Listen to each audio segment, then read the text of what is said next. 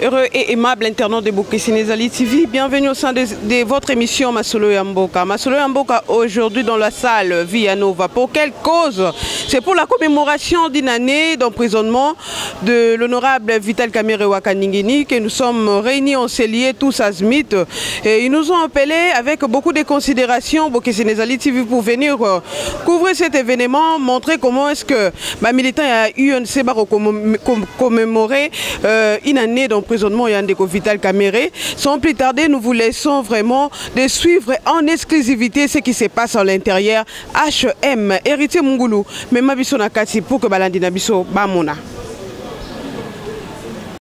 C'est un mille à Bazokata, Ezokola, Ezobota, Bambouma Mafuta, Ezobima, Kombo, Bazosale. Nabomoko Nabomoko Moluke pesate ça les a climatisés mais tant que tout ça il faut montrer que bis va tout ça là tous en casse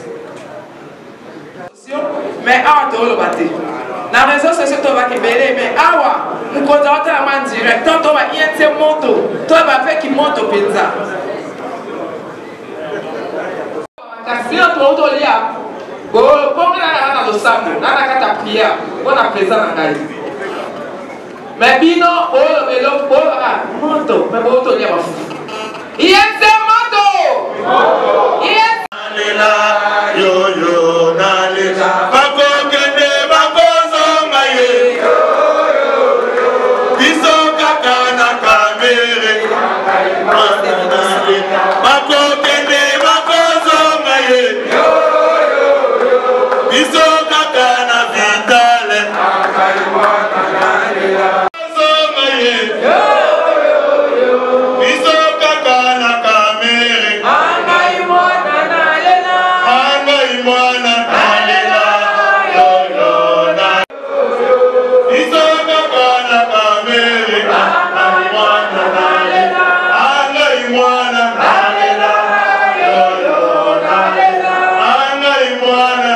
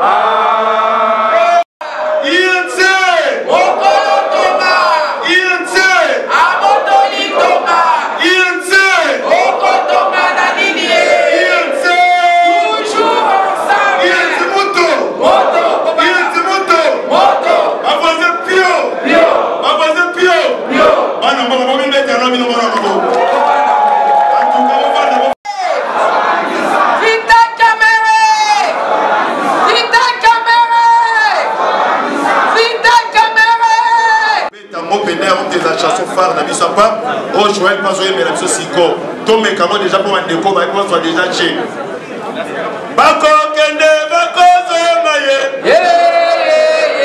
Biso kaka na Kamerhe Angai mwana nalela Bako zongaye Biso kaka na Kamerhe Angai mwana nalela Bako kende bako zongaye Biso kaka na Vital Mama ya veka, Yolebi, papa ya veka.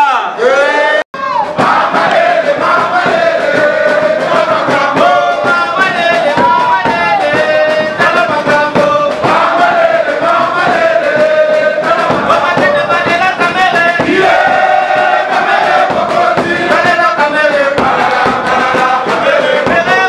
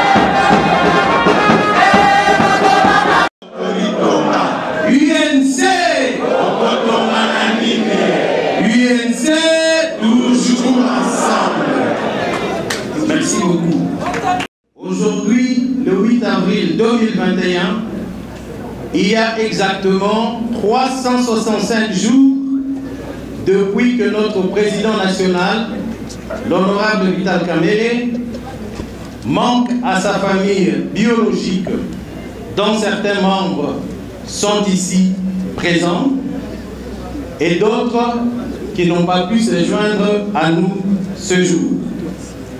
Je pense de manière particulière à sa maman, Maman Coco Mwankingi, et à sa tendre épouse, Maman Amida Mangaza, qui depuis son arrestation est devenue sa co-détenue de fait. Bien entendu, il manque également à nous, sa famille politique, mais aussi aux milliers de compatriotes qui ont toujours cru en lui. La date du 8 avril nous rappellera à jamais les conditions choquantes dans lesquelles a été arrêté notre président national et le calvaire que lui et nous traversons depuis. Mes chers camarades, avant toute chose, permettez-moi de vous transmettre les chaleureuses salutations de notre président national, l'honorable Vital Kamerhe.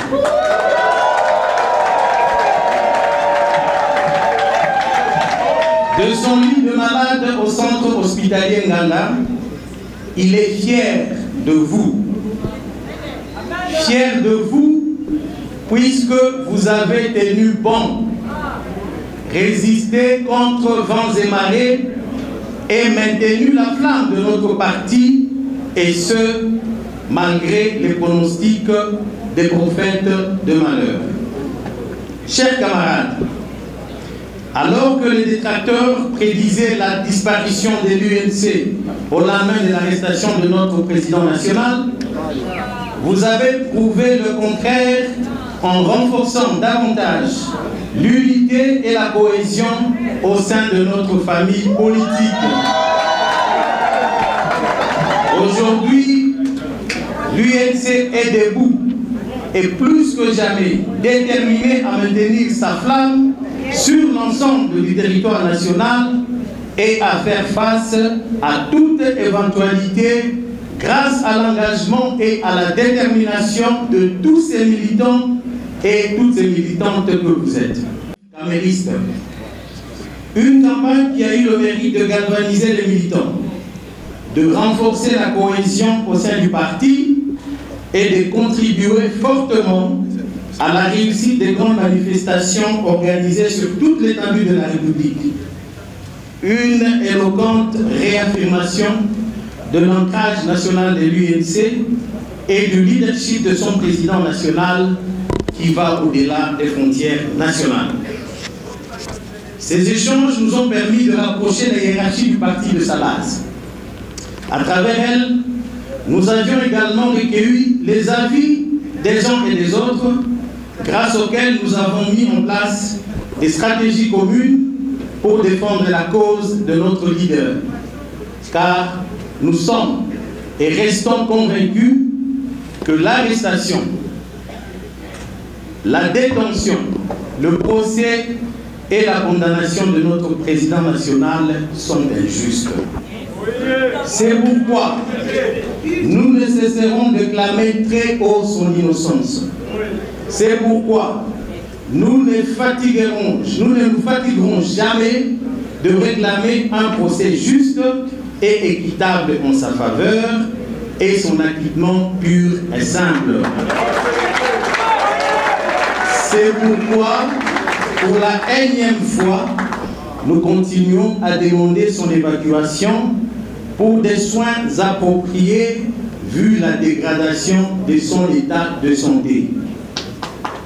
Mes chers camarades, comme vous le savez bien, malgré que nous sommes privés de notre chef, une année déjà aujourd'hui, nous n'avions pas baissé les bras. Avec le concours de tous les cadres et militants, nous avions mis en place quelques projets innovants dans le but de continuer à auréoler notre cher parti, l'Union pour la Nation congolaise. Ces projets sont déjà matérialisés pour les uns et en cours de matérialisation pour les autres. Nous pouvons notamment citer, à titre d'exemple, 1. Le renouvellement du site internet de notre parti, qui vous sera présenté tout à l'heure par notre cellule de communication. Vous conviendrez avec nous qu'à l'heure de la mondialisation, il est inadmissible qu'un parti politique de la trempe de l'UNC ne dispose d'un site internet qui réponde aux normes et exigences professionnelles. Cet outil très important de communication et de vulgarisation de notre projet de société et de nos activités va aussi permettre à ceux qui souhaitent faire des donations, des contributions et d'autres paiements au parti de le faire en toute sécurité. 2. La mise en place, pour la toute première fois de notre existence, d'une cellule électorale permanente en vue d'améliorer la performance et la compétitivité de notre parti aux futures échéances électorales. Dans la même foulée, nous avons rendu opérationnel le bureau d'études et stratégies du parti, qui travaillera désormais dans les mêmes locaux que la cellule électorale. Pour ceux qui ne le savent pas encore, le parti dispose aujourd'hui d'un cadre qui abrite désormais notre cellule électorale et le bureau d'études et stratégies.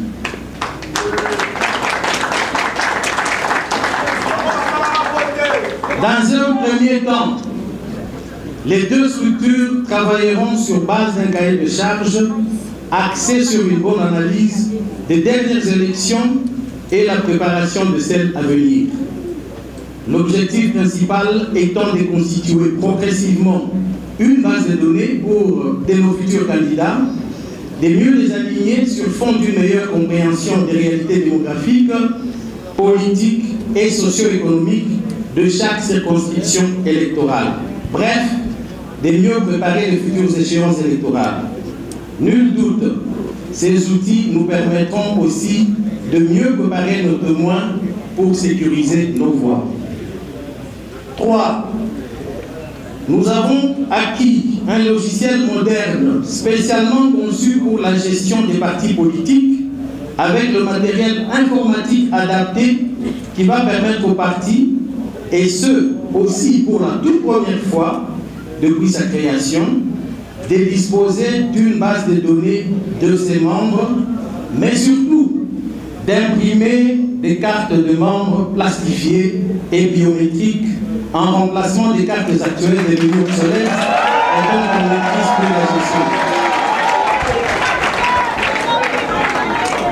Au fil du temps, cet outil informatique devrait générer des revenus importants pour le parti à travers la vente de nouvelles cartes et des campagnes de collecte de fonds auprès de nos membres et donateurs qui deviendront désormais joignables à moindre effort et coût. Aussi, ce même outil devrait permettre, entre autres, d'améliorer la participation de nos membres aux activités du parti grâce à des plateformes virtuelles interactives. Vous conviendrez avec nous que ces innovations permettront d'améliorer notre performance aux prochaines élections. Chers camarades, en ce qui concerne la journée d'aujourd'hui, nombreux parmi nous se posent la question de savoir pourquoi nous avons choisi de lancer la campagne 1 $ pour mon parti en cette date. D'autres auraient souhaité, en lieu et place, la tenue des activités traditionnelles telles des marches pacifiques, des matinées politiques, des points de presse et j'en passe.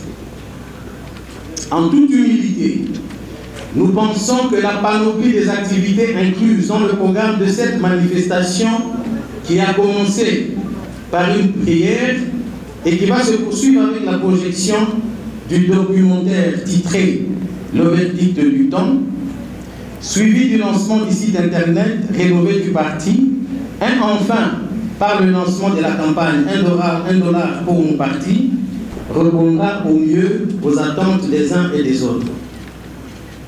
Le documentaire que nous projetons pour la toute première fois ce jour essaye, dans un condensé de 15 minutes, de retracer les temps forts du procès dit des 100 jours et fait parler différents acteurs nationaux et internationaux qui en exposent à suffisance les failles et irrégularités.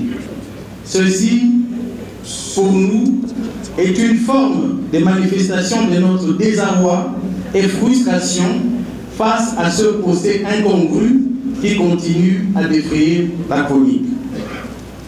Nous n'avons l'ombre d'aucun doute qu'après l'avoir suivi, vous vous rendrez compte qu'il s'agit d'un véritable matériel de mobilisation, de sensibilisation et d'éveil de conscience sur les dysfonctionnements du pouvoir judiciaire dans notre pays.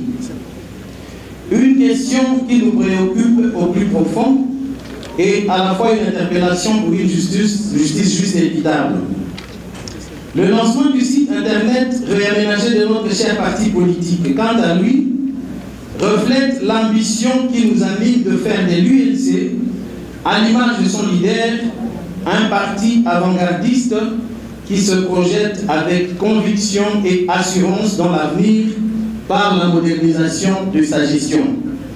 Enfin, le lancement ce jour de la campagne 1 $ pour mon parti est pour nous une façon de démontrer avec force à la face du monde que malgré l'arrestation injuste de notre président national, l'UNC reste et restera debout, déterminé, uni et mobilisé derrière son leader Vital Kamerhe. votre participation à cette collecte de fonds sera une manifestation et un symbole fort de votre résilience et de la foi que vous avez en l'avenir de notre cher parti. En donnant $1, $10, $100, $1000, $10 000, $100 000 et pourquoi pas $1 million pour, entre autres, l'achat du siège national de votre cher parti, vous aurez grandement contribué à la consolidation des acquis de sa première décennie d'existence tout en garantissant son avenir. Lancée aujourd'hui à Kinshasa, cette campagne va s'étendre dans toutes les interfédérations et fédérations du pays et celles de plus de 40 pays de la diaspora où est représenté l'UNC. Elle a aussi pour objectif de permettre à tous les membres de l'UNC de s'approprier de la vie de leur parti en tant que patrimoine commun. Car, dit-on, les hommes passent, mais les institutions restent. Tout à l'heure, je vous inviterai donc à contribuer massivement en vue de nous permettre de lever des fonds requis pour cette noble cause. Mes chers camarades, distingués invités, en cette mémorable date de l'arrestation injuste de notre leader, lançons un message fort au monde entier en réitérant notre loyauté à notre président national ainsi que notre détermination à perpétuer son œuvre, notre œuvre commune, bâtie à la sueur de nos fonds et au prix de notre sang au cours des 10 dernières années.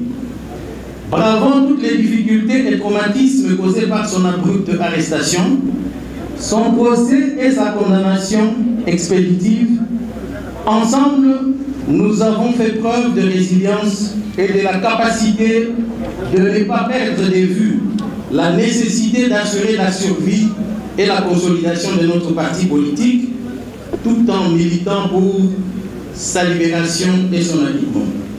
Dans cette optique, je voudrais saisir cette opportunité pour vous exhorter à continuer de préserver, surtout en ces moments des enjeux politiques importants, cet esprit d'amour et d'unité qui nous a toujours caractérisés, car divisés, nous serons affaiblis et unis, nous serons plus forts.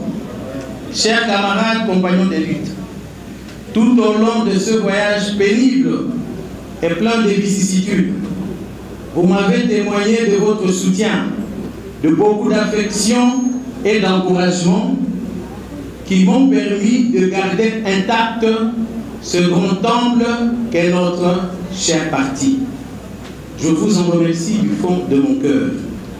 Avant de clore ce propos, je voudrais encore une fois, au nom de tous les cadres et militants de l'UNC et alliés, lancer un cri de cœur, un appel pathétique pour l'évacuation de notre cher président national, l'honorable Vital Kamerhe, aujourd'hui 365 jours en détention injuste et dont l'état de santé ne cesse de se détériorer, vers un centre hospitalier approprié, un homme libre pour des soins adéquats. La place de Vital Kamerhe n'est pas en prison. Pour terminer, qu'il me soit permis, je n'ai pas la flamme spirituelle de Tchatumba, mais je voudrais terminer en paraphrasant sa sainteté le pape François qui, pendant la période de carême, nous a dit, je cite, « Nous avons vu la persécution que Jésus a subie, la façon dont il a été jugé avec acharnement tout en étant innocent.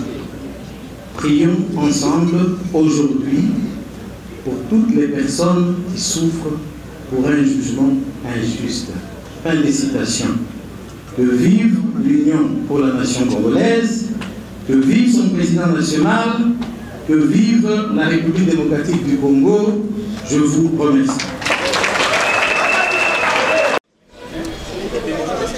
Bonjour Madame Tetila.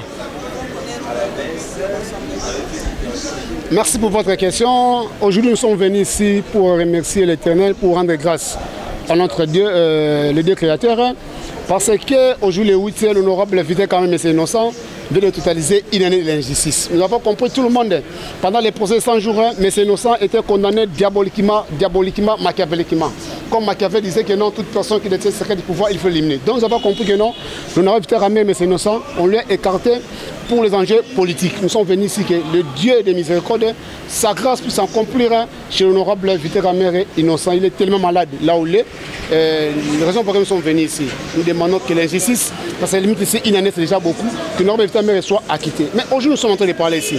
Si vous allez à la porte de l'Obito, si vous allez à la porte del Salam, si vous allez à la porte de Matad, vous allez trouver les maisons préfabriquées cela. Et nous sommes en train de louer les seigneurs parce que son nom se repose après l'ancien président de Tanzanie, John Magufuli. Ils ont même écrit que non, il y a des conteneurs qui se traînent là-bas à la porte del Salam. Donc, je pense avec le gouvernement, le nouveau gouvernement qui va venir ici, on va s'occuper dans ces procès de 100 jours pour que l'honorable Vital Kamerhe soit acquitté. C'est moi qui vous remercie. Bonjour monsieur. Oui, bonjour madame. Vous vous nommez?